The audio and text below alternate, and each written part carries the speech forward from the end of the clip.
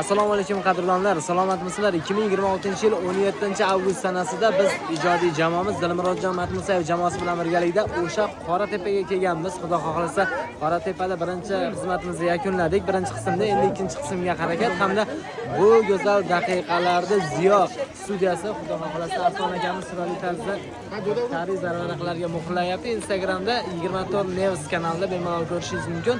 Va bizga yaqindan yordam bergan Ozodbek akamiz. Bizni kelishimizga sababchi bo'lgan inson. Ko'pchilar hamalang.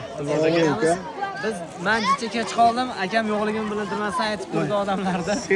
Shakarop ham qilib berdi. Ha, shakarop ham qilib berdi. Hamma yo'lni mana tashkillab, tayyor qilib turibdi. Xullas, ana buzilmadi. Shakarop обязательно bo'ldi lekin. Ukam Ozodbek mana bo'ladi. Ijodlaringizga omad, sog' bo'ling. Bugun zo'r bo'ladi to'y. Boris Shatda mana 24 Nevis Ziyo studiyasi. Bosh rolda. Zafar. O'ynak kuyov bo'lyapti mana. Kuyovlar tayyor. Kelinglar.